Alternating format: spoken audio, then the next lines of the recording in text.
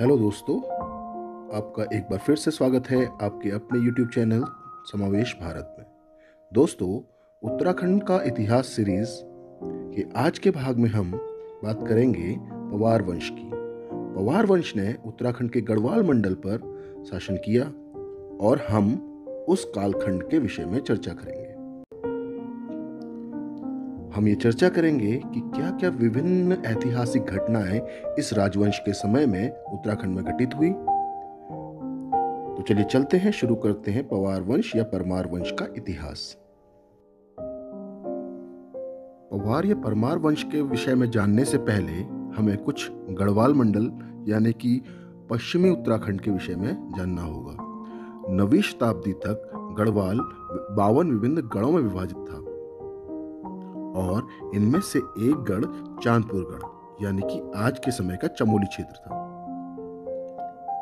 इसी के एक राजा भानु प्रताप हुए, जो कि मूलतः कत्यूर वंश से संबंधित माने जाते हैं। कहीं कहीं भानु प्रताप को सोनपाल भी कहा गया है। तो कुछ जगह पे आपको भानु प्रताप का नाम सोनपाल और किसी जगह पर भानु प्रताप आपको उल्लेखित मिलता है।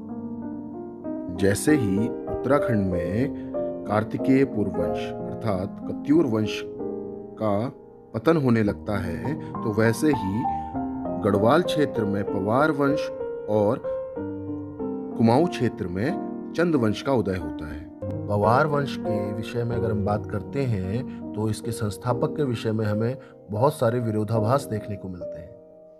विभिन्न स्रोतों से पवार वंश की विभिन्न वंशावलियां हमें प्राप्त होती हैं, जिनमें अलग अलग व्यक्तियों को पवार वंश का संस्थापक बताया जाता है।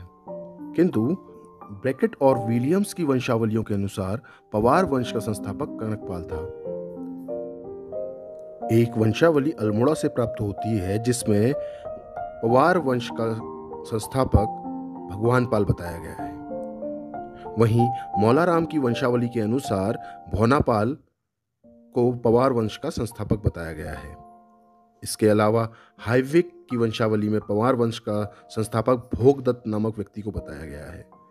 कुछ जगहों पर अजयपाल को भी पवार वंश का संस्थापक बताया गया है, लेकिन अजयपाल से पूर्व में भी कई राजाओं का प्रमाण हमें पवार वंश में प्राप्त होता है।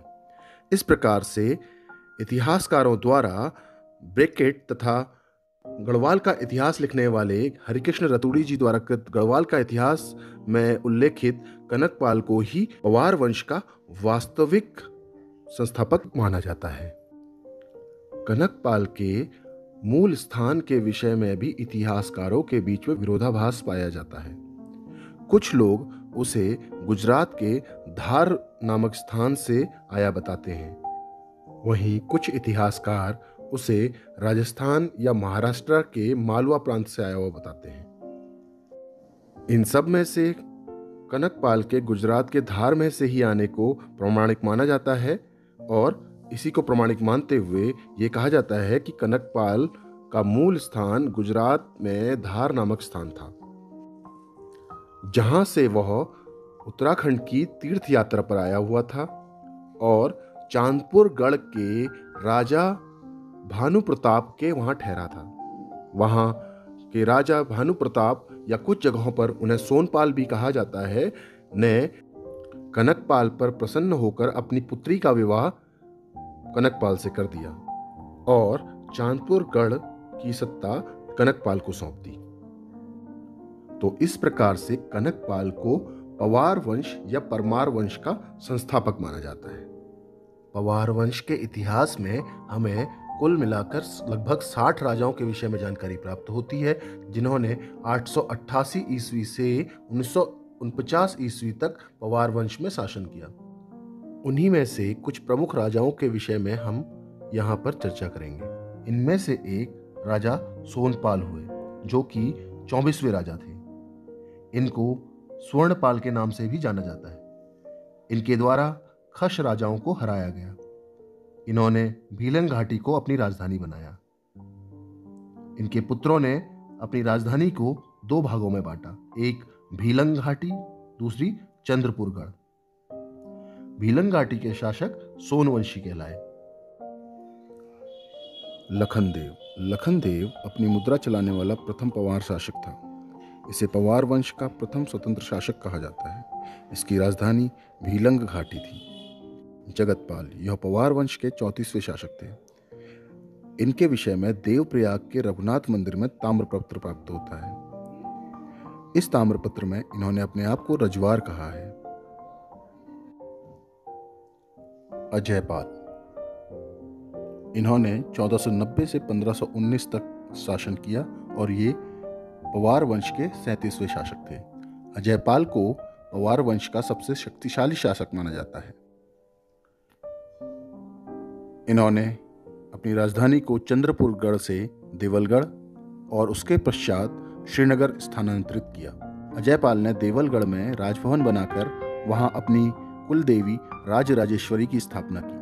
वह भैरव मंदिर, सत्यनाथ मंदिर, गौरजा मंदिर, लक्ष्मी नारायण मंदिर आदि का जीर्णोद्धार कराया। सरोला ब्राह्मण प्रथा अजयपाल ने ही शुरू करी थी। धुली पाथा नामक पैमाना भी अजयपाल द्वारा ही शुरू करवाया गया। कवि भरत ने अपनी पुस्तक मनोदया काव्य में इनकी तुलना कृष्ण, कुबेर, इंद्र, युधिष्ठिर, भीम आदि से की है। अजयपाल की तुलना सम्राट अशोक से भी की जाती है, जिसका कारण अपने शासन के अंतिम समय में गोरखनाथ पंथ को अपनाना माना जाता है। यह कुछ उसी प्रकार से है जिस तरह से अशोक द्वारा अपने शासन के अंतिम समय में बौद्ध धर्म को अपना लेना था। बलभद्र शाह यह पवार वंश का 43वां शासक था। बलभद्र शाह को राम शाह, बलराम शाह व बहादुर शाह भी कहा गया है। बलभद्र शाह शाह की उपाधि धारण करने वाला पहला शासक था। बलभद्र शाह को शाह उपाधि लोधी वंश के शासक बहलोल लोधी ने दी थी। कवि देवराज ने बलभद्र शाह की बहादुरता व युद्ध शैली के कारण इनकी तुलना भीमसेन से की है। बलभद्र शाह व चंद शासक रुद्रचंद के बीच बाधणगढ़ युद्ध व ग्वालदम का युद्ध हुआ। मानशाह पवार वंश का 44वां शासक था। मानशाह के राजकवि भरत कवि थे, जिन्होंने मानोदया काव्य की रचना की। अकबरनामा में ज्योतिक्राय का वर्णन 3 बार आया है, जिसे टोडरमल का मित्र बताया गया है। बहुगुणा वंशावली के अनुसार ज्योतिक्राय ही भरत कवि थे। इसके अतिरिक्त जहांगीरनामा में भी ज्योतिक्राय अर्थात कवि भरत का उल्लेख मिलता है। मानशाह ने ही जीतू बगड़वाल को थोकदार नियुक्त किया था। मानशाह के शासनकाल में चंद नरेश लक्ष्मीचंद ने गढ़वाल पर 8 बार आक्रमण किया, जिसमें से 7 बार वह पराजित हुआ, जबकि अंतिम युद्ध में उसे विजय हासिल हुई। अंतिम युद्ध में गढ़वाल सेना का नेतृत्व खतड़ सिंह ने किया और वह युद्ध में मारा गया, और माना जाता है कि इस विजय के उत्सव पर ही कुमाऊं में खतड़वा त्योहार मनाया जाता है। श्याम शाह मुगल बादशाह जहांगीर का समकालीन था।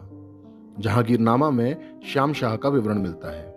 जहांगीरनामा के अनुसार जहांगीर ने श्याम शाह को एक घोड़ा और एक हाथी उपहार स्वरूप भेंट दिया था। श्याम शाह ने श्याम शाही बागान श्रीनगर का निर्माण कराया। महीपत शाह ने 1631 से 1635 तक शासन किया। यह पवार वंश के 46वें शासक थे। महीपत शाह को गर्भभंजक की उपाधि दी गई है। महीपत शाह मुगल बादशाह शाहजहां के समकालीन थे। महीपत शाह ने श्रीनगर गढ़वाल में केशोराय मठ का निर्माण करवाया। महीपत के समय 3 तिब्बती हमले हुए, जिनका उन्होंने सफलतापूर्वक सामना किया। श्री हरिकृष्ण रतुड़ी जी ने महीपत शाह के दापा या दाबा के आक्रमण का उल्लेख अपनी पुस्तक गढ़वाल का इतिहास में किया है। महीपत शाह द्वारा हिमाचल प्रदेश के सिरमौर क्षेत्र को भी जीता गया था।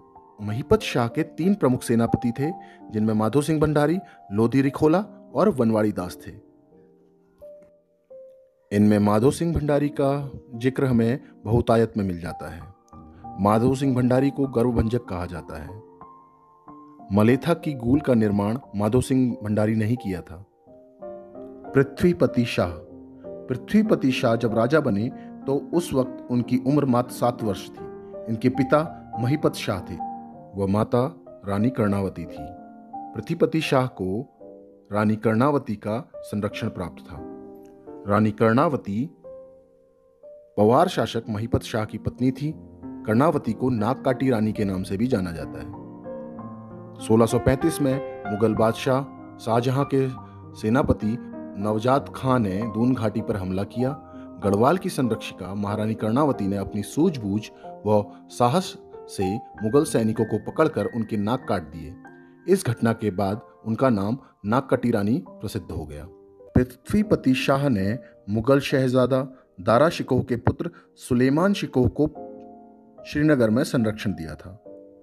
पृथ्वीपति शाह के पुत्र का नाम मेदनी शाह था और इसने अपने पिता पृथ्वी शाह के विरुद्ध षड्यंत्र रचा और इसी षड्यंत्र के स्वरूप इसने सुलेमान शिकोह को औरंगजेब के दरबार तक धोखे से पहुंचा दिया। इसी वजह से मेदनी शाह को बहादुर पिता का कायर पुत्र भी कहा जाता है। फतेहपति शाह यह पवार वंश का 49वां राजा था। फतेहपति शाह मुगल बादशाह औरंगजेब का समकालीन था। यह 12 वर्ष की उम्र में राजगद्दी पर बैठा और इसकी संरक्षिका राजमाता कटोची देवी थी। फतेहपति शाह को गढ़वाल का शिवाजी भी कहा जाता है। इसके शासनकाल को गढ़वाल का स्वर्ण युग कहा जाता है। इसके शासनकाल में राज्य की सीमाओं का सर्वाधिक विस्तार हुआ। अकबर की भांति फतेहपति शाह के दरबार में भी नवरत्न थे। फतेहपति शाह ने सिख गुरु राम राय को गुरुद्वारा बनाने के लिए देहरादून में खुदबुड़ा, राजपुर व चामासारी गांव दान में दिए थे। फतेहपति शाह के द्वारा लड़े गए मुख्य युद्धों में सिरमौर का युद्ध, जिसमें सिरमौर के शासक मेदिनी प्रकाश व फतेहपति शाह के बीच युद्ध हुआ, तथा भंगाड़ी का युद्ध जो फतेहपति शाह व सिख गुरु गुरु गोविंद सिंह के बीच हुआ था। प्रदीप शाह। प्रदीप शाह के विषय में बताया जाता है कि जब वह राजा बने तो उनकी उम्र मात्र 5 वर्ष थी। प्रदीप शाह के सत्ता के दौरान ही चंद्र शासक देवीचंद ने गढ़वाल पर आक्रमण कर लोहाबगढ़ व बधानगढ़ पर लूटपाट मचाई थी। हालांकि देवीचंद को उस युद्ध में हार का सामना करना पड़ा था। प्रदीप शाह के शासन के समय ही पुरिया नैथानी का भी जिक्र आता है, जिन्हें गढ़वाल का चाणक्य कहा जाता है। ललित शाह। प्रदीप शाह के पश्चात उनका पुत्र ललित शाह पवार वंश का राजा बनता है। उनके बारे में जानकारी मौला राम के गढ़ राजवंश काव्य तथा सिख ग्रंथों से प्राप्त होती है। ललित शाह ने 1779 में सिरमौर पर आक्रमण कर बैराटगढ़ पर विजय प्राप्त की थी। राजा ललित शाह के 4 पुत्र थे, जयकृत शाह, प्रद्युम्न शाह, पराक्रम शाह व प्रीतम शाह। इन्होंने हर्षदेव जोशी, जिन्हें कुमाऊं का चाणक्य भी कहा जाता है, के निमंत्रण पर कुमाऊं पर आक्रमण किया तथा वहां मोहनचंद को हराकर अपनी सत्ता स्थापित की और कुमाऊं की सत्ता पर अपने पुत्र प्रद्युम्न शाह को बिठाया, जिन्होंने प्रद्युम्न चंद के नाम से कुमाऊं पर शासन किया। ललित शाह की मृत्यु के बाद गढ़वाल के पवार राजवंश की गद्दी के लिए संघर्ष शुरू हो गया। ललित शाह की मृत्यु के पश्चात तुरंत ही जयकृत शाह गढ़वाल की गद्दी पर बैठा। जयकृत शाह और प्रद्युम्न शाह दोनों सौतेले भाई थे और इन दोनों में परस्पर शत्रुता थी। प्रद्युम्न शाह प्रद्युम्न चंद के नाम से कुमाऊं के सिंहासन पर बैठे हुए थे। इस कारण जयकृत शाह ने प्रद्युम्न शाह के सिंहासन के खिलाफ विद्रोह किया, जिसके कारण प्रद्युम्न शाह ने जयकृत शाह के खिलाफ गृह युद्ध छेड़ दिया और जयकृत शाह को हराकर श्रीनगर की गद्दी पर जाकर बैठ गया और इस बीच उन्होंने कुमाऊं की सत्ता हर्षदेव जोशी को सौंप दी। इतिहास में सिर्फ प्रद्युम्न शाह को ही एक ऐसा शासक माना जाता है जिन्होंने कुमाऊं तथा गढ़वाल दोनों पर शासन किया और प्रद्युम्न शाह के समय ही कुमाऊं व गढ़वाल पर गोरखाओं का आक्रमण हुआ। गोरखाओं द्वारा सन 1790 में पहले कुमाऊं को तथा 1804 में प्रद्युम्न शाह को खुड़बड़ा के युद्ध में हराकर समस्त कुमाऊं गढ़वाल को अपने अधिकार में ले लिया गया। खुड़बड़ा के युद्ध में ही प्रद्युम्न शाह की मृत्यु भी हुई। गोरखाओं को हराने के लिए प्रद्युम्न शाह के पुत्र सुदर्शन शाह व हर्षदेव जोशी द्वारा अंग्रेजों की मदद ली गई, जिसके कारण समस्त कुमाऊं व गढ़वाल पर ब्रिटिश राज शुरू हो गया और पवार नरेशों को राज करने के लिए टिहरी रियासत दे दी गई। और इसके बाद पवार वंश टिहरी रियासत तक सीमित हो गया, जिसमें आज का टिहरी और उत्तरकाशी शामिल है। इस तरीके से टिहरी रियासत की शुरुआत होती है। टिहरी रियासत के प्रथम राजा सुदर्शन शाह थे। इनकी मृत्यु 1859 में हुई। सुदर्शन शाह के बाद भवानी शाह गद्दी पर बैठे। भवानी शाह के बाद प्रताप शाह गद्दी पर बैठते हैं। प्रताप शाह के समय ही टिहरी रियासत में अंग्रेजी शिक्षा का आरंभ होता है। प्रताप शाह ने ही प्रतापनगर भी बसाया था। प्रताप शाह के बाद कीर्ति शाह और उनके बाद नरेंद्र शाह ने गद्दी संभाली और नरेंद्र शाह ने ही नरेंद्र नगर बसाया और अपनी राजधानी को टिहरी से नरेंद्र नगर स्थानांतरित किया। नरेंद्र शाह ने मदन मोहन मालवीय द्वारा स्थापित हिंदू विश्वविद्यालय को भी आर्थिक सहायता दी थी। यह दान उन्होंने अपने पिता कीर्ति शाह की स्मृति में दिया था। नरेंद्र शाह के समय ही सुप्रसिद्ध रवाई कांड भी हुआ था। 1944 में श्रीदेव सुमन की 84 दिन के अनशन के बाद मृत्यु भी इन्हीं के राज में हुई थी। 1938 में नरेंद्र शाह ने हाईकोर्ट की स्थापना भी की थी। नरेंद्र शाह के बाद मानवेंद्र शाह गद्दी पर बैठे और इनके शासन के समय ही 1 अगस्त 1949 को टिहरी रियासत का विलय भारत में हो गया और टिहरी रियासत की सत्ता गढ़वाल से समाप्त हो गई। पवार वंश के समय के प्रशासन की बात करें तो गढ़ नरेश राज्य का सर्वोच्च अधिकारी होता था। उसके पुत्र को टीका या कुमार कहा जाता था। गढ़ नरेशों के मंत्रिमंडल में धर्माधिकारी का प्रमुख स्थान होता था। गणराज्य का सर्वोच्च मंत्री मुख्तार कहलाया था। गणराज्य की राजधानी के सुरक्षाधिकारी को गोलदार कहते थे। परगने के सैनिक शासन को फौजदार कहते थे और संदेशवाहक को चणु कहा जाता था। राजा के साथ चांदी का दंड लेकर चलने वाला चौबदार होता था। परगनों में राजस्व वसूली का कार्य थोकदार करते थे, जिन्हें कमीण या सयाना भी कहा जाता था। अगर विभिन्न प्रकार के करों की बात करें तो राज्य की मुख्य आय का साधन सिरती या भूमि कर था। राजा की आज्ञा से कृषि भूमि पर कृषि करने वालों को किसान या आसामी कहा जाता था और 3 तरह के आसामी होते थे, खायकर, सिरतान और मौरूसीदार। जिन लोगों को रौत या जागीर दी जाती थी उन्हें थातवान या भूस्वामी कहते थे। अस्थायी किसानों को खायकर कहा जाता था और उन्हें कभी भी हटाया जा सकता था। पवार शासक कृषि उपज का 1/3 हिस्सा कर के रूप में लेते थे, जिसे वो तिहाड़ कहते थे। औतली एक प्रकार का राजस्व कर था। नाप तोल के लिए पाथा का प्रचलन होता था। तो दोस्तों, ये तो था इतिहास गढ़वाल के पवार राजवंश का। मैं उम्मीद करता हूँ कि आप सभी को हमारा ये कंटेंट पसंद आया होगा और आप सभी लोग हमारे चैनल को लाइक, शेयर और साथ ही साथ अगर आपने सब्सक्राइब नहीं किया है तो सब्सक्राइब भी करेंगे। इसी के साथ मिलते हैं अगले वीडियो में, जिसमें हम कुमाऊं के चंद वंश के विषय में चर्चा करेंगे। तो चलिए मिलते हैं अगले वीडियो में। तब तक के लिए नमस्कार।